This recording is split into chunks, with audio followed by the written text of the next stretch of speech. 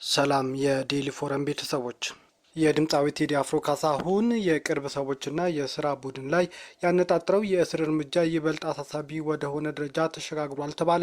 የድምፃዊው የቅርብ ወዳጅ የሱፍ ያሲን በፖሊስ መወሰዱን ቀደም ሲል የተዘገበ ሲሆን አሁን ደግሞ የቴዲ አፍሮ ምክትል ማናጀርና ይፋዊ ቃል አቀባይ የሆነችው ማህሌት ሰለሞን በፌዴራል ፖሊስ አባላት በቁጥጥር ስር መዋሏ በቤተሰቦቿ ምንጮች ተረጋግጧል። ማህሌት ሰለሞን ያረፈችበት አትላስ አካባቢ ከሚገኝ ሆቴል ውስጥ 6 በሚሆኑ የፌዴራል ፖሊስ አባላት መወሰዷን የዓይን እማኞችና ምንጮች ለዘሀበሻ ገልጸዋል። በትውልድ ኢትዮጵያዊት በዜግነት ደግሞ ኦስትሪያዊት የሆነችው ማህሌት በአርቲስቱ የስራ ማኔጅመንት ውስጥ ትልቅ ሚና ያላት ቁልፍ የቡድን አባል እንደሆነችም ይነገራል። ከቅርብ ጊዜ ወዲህ የቴዲ አፍሮ አዲስና ሲጠበቅ የነበረው የሙዚቃ አልበም መውጣቱን ተከትሎ ድምፃዊው በመወከል የተለያዩ ይፋዊ መግለጫዎችና የስራ እንቅስቃሴዎችን ስታስተባብር እንደቆየችም ተሰምቷል። ምንም እንኳን የፌዴራል ፖሊስ በእስሩ ዙሪያ እስካሁን ድረስ የሰጠው ይፋዊ መግለጫ ባይሆንም ይህ ክስተት ያለው የእስር እርምጃ ተራ የህግ ማስከበር ሂደት ሳይሆን በድምፃዊ ዙሪያ ያሉትን የቅርብ ሰዎች፣ ስራ አስኪያጆችና ወዳጆች ነጥሎ በማጥቃት በቴዲ አፍሮ ላይ ከባድ የስነ ልቦና ጫናና የስራ መስተጓጎር ለመፍጠር የታለመ የተቀናጀ ኦፕሬሽን መሆኑን የፖለቲካና የደህንነት ተንታኞች እያስጠነቀቁ ነው። በተለይም አርቲስቱ አዲስ አልበም ይዞ ወደ ህዝብ ለመውጣት ዝግጅት እያደረገ ባለበት ወሳኝ ወቅት ላይ ቃል አቀባዩና ማናጀሩ ማሰርም ሆን ተብሎ የጥበብ ስራውን ለማክሸፍ የተደረገ እንቅስቃሴ ተደርጎም በጥበብ ሰዎች ዘንድ እየታየ ነው። ከዚህ ባሻገርም የውጭ ሀገር የኦስትሪያ ፓስፖርት ያላት ግለሰብ በዚህ መልክ በኃይል መውሰድ የዲፕሎማሲያዊ ህጎችን የሚጻረርና ጉዳዩን ከህግ ውስጥ የጥበብ ማፈን አልፎ ዓለም አቀፍ የሰብአዊ መብት ጥሰት ገጽታ ሊሰጠው የሚያስችል አደገኛ እርምጃ መሆኑንም እየተነገረ ነው። አንድ ስማቸው እንዲጠቀስ ያልፈለጉ የቤተሰብ ምንጭ ለሰጡት አስተያየት ፌዴራል ፖሊስ የማህሌት ሰለሞን የት መገኘትም ሆነ የታሰረችበት ምክንያት እስካሁን በይፋ የገለጸው ነገር የለም ተብሏል። አንድን አርቲስት በቀጥታ ከመንካት ይልቅ በዙሪያው ያሉ የስራ አጋሮቹን በማሰርና በማስፈራራት ለማዳከም የሚደረገው ይህ እንቅስቃሴ በሀገሪቱ የፖለቲካ ምህዳርና የህግ የበላይነት ላይ ከፍተኛ ስጋት የፈጠረ ክስተት ተደርጎም እየተነገረ ነው። የሩሲያ ውጭ ጉዳይ ሚኒስትር ሰርጌይ ላቭሮቭ በአሜሪካና በሩሲያ መካከል እየተደረገ ባለው አዲስ የኒውክሌር ድርድር ዙሪያ ጠንካራ አስተያየት ሰጡ። የሩሲያ ብሔራዊ የዜና ወኪል ታስ እንደዘገበው ሚኒስትሩ በሁለቱ ሀገራት መካከል በሚደረገው ንግግር ዛቻዎችንና ቃል ኪዳኖችን እንጂ በተግባር የሚታይ እውነት አለመታዘባቸውን ገልጸዋል። ሰርጌይ ላቭሮቭ የኢራን የድርድር አቋም ትክክለኝነት እንደሚደግፉት በመጠቆም ቴህራን በሐሰተኝነት ተስፋዎች ወጥመድ ውስጥ መውደቋን እንደምታምንና ይህም ትክክል አለመሆኑን አብራርተዋል። ለዚህም እንደማሳየነት ያነሱት በ2015 በቀድሞ የአሜሪካ ፕሬዝዳንት ባራክ ኦባማ አስተዳደር ዘመን የተደረሰው የጋራ ሁለንተናዊ የድርጊት መርሃ ግብር የተሰኘውን የኒውክሌር ስምምነት ነው። ይህ ስምምነት ኢራን የኒውክሌር ማበልጸግ ፕሮግራሟን እንድትገድብና በምላሹም የኢኮኖሚ ማዕቀብ እንዲነሳላት የተደረገ ቢሆንም አሜሪካ በኋላ ላይ ከስምምነቱ መውጣቷ ኢራን እንዳታለለቻት ላቭሮቭ አንስተዋል። በተጨማሪም ሩሲያ በፓኪስታን ሊደረግ ስለታሰበው አዲስ የድርድር ሂደት ሁኔታዎችን በቅርበት እየገመገመች መሆኑን የገለጹት ላቭሮቭ የዲፕሎማሲ አየር ንብረት ምንም ያህል ተለዋዋጭ እንደሆነ ሲያስረዱ ሁኔታው በ24 ሰዓት ውስጥ 10 ጊዜ ሊለዋወጥ ይችላል ሲሉ አስረድተዋል። ምንም እንኳን ላቭሮቭ የዋሽንግተንን የቀድሞ አካሄድ ቢተቹም አሁን ላይ በኢራንና አሜሪካ ተደራዳሪዎች መካከል ይደረጋል ያለው አዲስ የሰላም ጥረት ሩሲያ እንደምትደግፍ አረጋግጠዋል። ይህ የሁለቱ ሀገራት ጥረት እንደ 2015 አይነት ፍሬያማ ስምምነት ማምጣት ከቻለ ትልቅ ስኬት ይሆናልም ሲሉ አስረድተዋል። ሰርጌይ ላቭሮቭ የኢራን ብሔራዊ ቴሌቪዥን ይፋ ባደረገው አዲስ መረጃ ከሚያዝያ ወር መጀመሪያ አንስቶ በአሜሪካና በኢራን መካከል ተግባራዊ ሆኖ የቆየው የ14 ቀናት ጊዜ የተኩስ አቁም ስምምነት ማክሰኞ ሌሊት በይፋ ተጠናቋል ብሏል። የኢራን መንግስት መገናኛ ብዙሃን እንዳረጋገጠው ይህ ስምምነት ረቡዕ ሌሊት 9 ሰዓት ተኩል እንደ ኢራን ሰዓት አቆጣጠር ወይም እኩለ ሌሊት 00 ሰዓት ላይ ጊዜው የሚያበቃ ይሆናልም ብሏል። ይህ በኢራን በኩል የተገለጸው የጊዜ ሰሌዳ ስምምነቱ መጀመሪያ ተግባራዊ ከደረገበት ጊዜ ጋር ትክክል የሚገጥም መሆኑንም ቢነገርም የተኩስ አቁሙ ቢጠናቀቅ እንኳን ትክክለኛ ሰዓት ዙሪያ ግን በዋና ተዋናዮቹና በአደራዳሪዎቹ ሀገራት መካከል የተለየ መረጃ ግን እየወጣ አይደለም። የአሜሪካ ፕሬዝዳንት ዶናልድ ትራምፕ በቅርቡ በሰጡት መግለጫ 14 ቀን የተኩስ አቁም ስምምነት ጊዜው የሚያበቃው ረቡዕ ምሽት በዋሽንግተን ሰዓት አቆጣጠር መሆኑን መናገራቸው ይታወሳል። በሌላ በኩል ደግሞ በሁለቱ ሀገራት መካከል በዋና አደራዳሪነት ሚና እየተጫወተች የምትገኘው ፓኪስታን የተለየ ሰዓት ይፋ አድርጋለች። እንደ ፓኪስታን መንግስት መግለጫ ከሆነም የተኩስ አቁም ስምምነቱ ማክሰኞ ምሽት 23 ሰዓት ከ50 ወይም 5 ሰዓት ከ50 ላይ ሙሉ በሙሉ ፍጻሜውን ያገኛል ብሏል። ከስምምነት በኋላ አሜሪካና ኢራን የሚወስዱት ቀጣይ ወታደራዊና ዲፕሎማሲያዊ እርምጃዎች ምን ሊሆኑ ይችላሉ የሚለው ጉዳይ የዓለም አቀፉን ማህበረሰብ በከፍተኛ ጉጉትና ስጋት ውስጥ ከቷል። ቀጠናው ወደ አዲስ ወታደራዊ ፍጥጫም ይመለሳል ወይ፣ ድርድሩ ይቀጥላል የሚለው ብዙዎች እየጠበቁት ያሉት ጉዳይ ነው። የኢራን ከፍተኛ የመንግስት ኮሚኒኬሽን ባለስልጣን የሆኑት ኤልያስ ሀዝራቲ የሀገሪቱ ተደራዳሪዎች ውሳኔው በጋራ እንደሚያሳልፉ፣ ነገር ግን በአጠቃላይ ግዳጃቸውን የሚወጡት በአዲሱ የኢራን ጠቅላይ መሪ ሞጂታብ ሀሚኒ ቀጥተኛ ትዕዛዝና አቅጣጫ ሰጪነት መሆኑን አስረድተዋል። ቢቢሲ ፋርስ እንደዘገበው ሞጂታብ ሀሚኒ ባለፈው መጋቢት ወር መጀመሪያ ላይ አባታቸው ተክተው የጠቅላይ መሪነት ስልጣን ከተረከቡበት ጊዜ አንስቶ እስካሁን ድረስ በአደባባይ ታይተው አይታወቁም።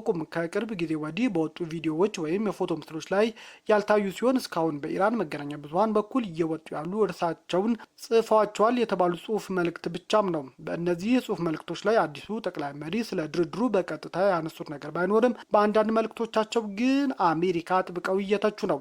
ሚያዝያ 10 ቀን የወጣውና የእርሳቸው ነው የተባለው መልእክት የኢራን ጦር ከካዲዎችና ከዓለም አቀፍ ትዕቢተኞች ኃይል ጋር አሜሪካና እስራኤል ማለታቸው ነው እያደረጉት ያለውን ትግል ገልጠዋል። እነዚህ ተከታታይ ጸረ አሜሪካ መልእክቶችና የጠቅላይ መሪው ሚስጥራዊነት ባሉበት በዚህ ወቅት የኢራን ልዑካን በፓኪስታኗ መዲና ኢስላማባድ ከአሜሪካ ጋር በሚደረገው አዲሱ የሰላም ድርድር ላይ ይሳተፋሉ ወይ አይሳተፉም የሚለው እስካሁን በግልጽ የታወቀ ነገርም የለም። ተደራዳሪዎቹ የሚንቀሳቀሱበት በቀጥታ በጠቅላይ መሪው ትዕዛዝ መሆኑ መረጋገጡ ደግሞ የድርድሩ ዕጣ ፈንታ ይበልጥ ያልተገመተና የማይታሰብ ሊሆን እንደሚችልም እየተነገረ ነው።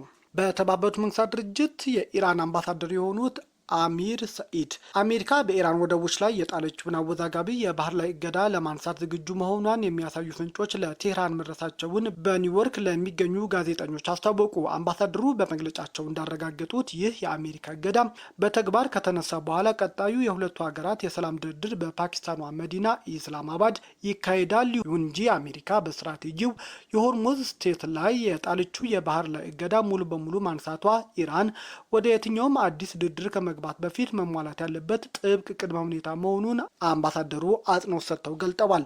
የአሜሪካው ምክትል ፕሬዚዳንት ጄዲ ቫንስ ጉዞ በተጠባባቂነት ቆሟል ስለመባሉ ከጋዜጠኞች ለቀረበላቸው ጥያቄ አምባሳደሩ ኢቫኒም ስለዚህ ጉዳይ ምንም አይነት መረጃ እንደሌላቸው ተናግረዋል። የሀገራቸውን የመጨረሻ አቋም ግልጽ ያደረጉት አምባሳደሩ አሜሪካ የፖለቲካ መፍትሄ የምትፈልግ ከሆነ እኛም ዝግጁ ነን፣ ነገር ግን ጦርነት የምትፈልግ ከሆነ ደግሞ ኢራን ለጦርነትም ሙሉ በሙሉ ዝግጁ ናት ሲሉም አስረድተዋል። ኢራን ድርድር ውስጥ ከገባች እጇን ከቃታው ላይ እንደማታነሳ የመንግስት ቃል አቀባይ ተናገሩ።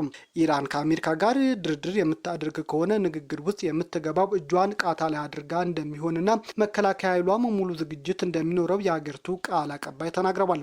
ከመንግስት ዜና ወኪል ኢርና ጋር ቆይታ ያደረጉት ቃል አቀባዩ ፋጤማ ሙሃጂራን ኢራን በፓኪስታን ዋና ከተማ ኢስላማባድ በሚካሄደው ቀጣይ ዙር ድርድር ትሳተፍ እንደሆነ ማረጋገጫ ይሁን ማስተባበያም አልሰጡም። ከፊት ለፊታቸው ሁለት ስትራቴጂ አሉ። የመጀመሪያው የጦርነት ስትራቴጂ ነው፣ ሁለተኛው ደግሞ የዲፕሎማሲ ስትራቴጂ ነው ሲሉም ለዜና ወኪሉ አረጋግጠዋል። የኢራን ተደራዳሪ ቡድን ብሔራዊ ጥቅም ላይ ቅንጣት እንኳን አያመነታምም ብለዋል። ቃል አቀባዩ ይህንን የሀገሪቱን መንግስት አቋም የገለጹት የኢራን አሜሪካ የድርድር ሁኔታ እያወዛገበ ባለበት በዚህ ወቅት ነው። ተደራዳሪ ልዑካቸው ወደ ፓኪስታን እንደሚልኩ ያስታወቁት የአሜሪካ ፕሬዚዳንት ዶናልድ ትራምፕ ኢራን ተደራዳሪዎቿን ወደ ፓኪስታን ከመላክ ውጭ አማራጭ የላትም ሲሉም እያስፈራሩ ነው። ፕሬዚዳንት ዶናልድ ትራምፕ ኢራን ከአሜሪካ ጋር ለሚደረገው ድርድር ልዑካን ወደ ፓኪስታን ከመላክ ውጭ አማራጭ የላትም ሲሉ አስፈራርተዋል። ከአሜሪካ የቴሌቪዥን ጣቢያ ሲኤንቢሲ ጋር ቃለ መጠይቅ ያደረጉት ፕሬዚዳንት ትራምፕ የሚደረገው ድርድር ከታላቅ ስምምነት ጋር ይጠናቀቃል የሚል መተማመን እንዳላቸው ተናግረዋል። አሜሪካ እየተጋፈጠች ያለችው ከጥሩ ሰዎች ጋር አይደለም ያሉት ትራምፕ ነገር ግን ስኬታማ ተግባር እያከናወኑ መሆኑን ጠቅሰዋል። አሜሪካ ወደ ኢራን ወደቦች የሚደረጉ ጉዞዎች ላይ የጣለችው እገዳ ታላቅ ስኬት ሲሉም ጠርተውታል። አሜሪካና ኢራን ለ2 ሳምንታት እንዲቆይ የተስማሙበት የተኩስ አቁም ረቡዕ ሌሊት የተጠናቀቀ ሲሆን ከኢራን ጋር የሚደረገው ድርድር በጥሩ ሁኔታ የሚሄድ ከሆነ ተኩስ አቁሙን ያራዝሙት እንደሆነ የተጠየቁት ትራምፕ ያንን ማድረግ አልፈልግም ሲሉም አቋማቸውን ተናግረዋል። በሰሜን ኢትዮጵያ የሰፈነው አንጻራዊ ሰላምና የሽግግር ሂደት እጅግ አሳሳቢ ወደሆነ ፖለቲካ አዘቅት ውስጥ መግባቱን የሚያሳይ መረጃ እየወጣ ነው። የትግራይ ጊዜያዊ አስተዳደር ፕሬዝዳንት ሌተናል ጀነራል ታደሰ ወረደም ሚያዝያ 13 ቀን በሰጡት መግለጫ የህወሓት ማዕከላዊ ኮሚቴ ያሳለፈው አወዛጋቢ ውሳኔ የፕሪቶሪያውን የሰላም ስምምነት ሙሉ በሙሉ ውድቅ የሚያደርግ መሆኑን ይፋ አድርገዋል። ፕሬዝዳንቱ በመግለጫቸው እንዳብራሩት ከጦርነቱ በፊት የነበረው የትግራይ ክልል መንግስታዊ መዋቅርና ምክር ቤት ወደ ቦታው ይመለስ የሚለው የማዕከላዊ ኮሚቴ ውሳኔ ውሳኔው ስምምነቱ ካስቀመጠው ጋር የሚጣጣም አይደለም ብለዋል። ይህ የህወሓት እርምጃ በክልሉም ብሎም በሀገሪቱ ላይ ሊያመጣ የሚችለውን ከባድ ፖለቲካዊ፣ ህጋዊና ደህንነታዊ እሳቤን በጥልቀት መመርመር እንደሚያስፈልግ ሌተናል ጀነራል ታደሰ አሳስበዋል። ይህ መግለጫ ፓርቲውና ጊዜያዊ አስተዳደሩ በሙሉ የተራራቀ አቋም መያዛቸውንና የክልሉ የፖለቲካ ሁኔታ አሳሳቢ መሆኑን የሚያሳይ ነውም ተብሏል። የትግራይ ክልል የውስጥ ፖለቲካ ሽኩቻ አሁን ላለው ነባራዊ ሁኔታ ፍጹም እንደማይጠቅም ያነሱት ፕሬዝዳንቱም የተለየ ሀሳብ በመያዝ ብቻ እርስ በርስ መጠቋቆም፣ ስም መለዋወጥና በአሉባልታ መወነጃጀል የትግራይ ህዝብን ከገባበት ቀውስ አያስወጣም ብለዋል። ፕሬዝዳንቱም ከዚሁ የፖለቲካ ክፍፍል ጋር ተያይዞ ከህወሓት ማዕከላዊ ኮሚቴ ለሚወጣው ጫና እጅ እንደማይሰጡ የተናገሩት ፕሬዝዳንቱ የትግራይ ጊዜያዊ አስተዳደር ካቢኔና የተለያዩ ቢሮዎች መደበኛ ስራቸውና ህዝባዊ አገልግሎቶቻቸው ፈጽሞ ሳይቋረጥ አጠንክረው እንደሚቀጥሉ አረጋግጠዋል። ከውስጥ የፖለቲካ ንትርክና የስልጣን ሽሚያው ይልቅ የትግራይ ህዝብ ህልውና ጥያቄ ላይ ትኩረት መስጠት እንዳለበት በመግለጫው አንስተዋል። የተፈናቃዮች መመለስና የትግራይ ወሰን ጉዳይ አንደኛ፣ ሁለተኛ ወይም ሶስተኛ ተብሎ ደረጃ የሚሰጠው ተራ ፖለቲካ አጀንዳ ሳይሆን ከምንም በላይ አሁን ቅድሚያ የሚሰጠውና አንገብጋቢ ጉዳይ መሆኑን ፕሬዝዳንቱ አብራርተዋል። የተለዩ ሀሳቦችን ወደ አንድ በማምጣት በትግራይ ሰላምና ልማት ላይ በጋራ ከመስራት ውጭ የተለየ ስም እየለጠፉ መከፋፈል ክልሉን ወደ ባሰ አደጋ የሚከት መሆኑንም አስገንዝበዋል። የቀድሞ የአሜሪካ የውጭ ጉዳይ ሚኒስቴር የአፍሪካ ጉዳዮች ረዳት ኃላፊና አንጋፋው ዲፕሎማት አምባሳደር ቲቦር ናጂ ቴዲ አፍሮ ያላቸውን ጥልቅ አክብሮት ገልጠዋል። አምባሳደር ቲቦር ናጆር በማህበራዊ ትስስር ገጻቸው ባሰፈሩ ጽሑፍ ቴዲ አፍሮ በሙዚቃ ስራዎቹ በኩል በኢትዮጵያ ፖለቲካ ውስጥ ያሉ ክፍተቶችና ውድቀቶችን በድፍረት ለመተቸት ላሳየው ቁርጠኝነት ከፍተኛ እውቅና እሰጣለሁ ሲሉም ተናግረዋል። አንጋፋው ዲፕሎማት አብዛኛው ጊዜ ሙዚቀኞች ከጋዜጠኞች ወይም ከፖለቲካ ተንታኞች በተሻለ ሁኔታ እውነታን ለስልጣን ባለቤቶች በመንገር ረገድ እጅግ ውጤታማ ናቸው ሲሉም የቴዲ አፍሮን ሙዚቃ አድንቀዋል። በማስከተልም ሰዎች ቴዲ አፍሮን ሊወዱት ሆነ ሊጠሉት እንደሚችሉ ጠቅሰው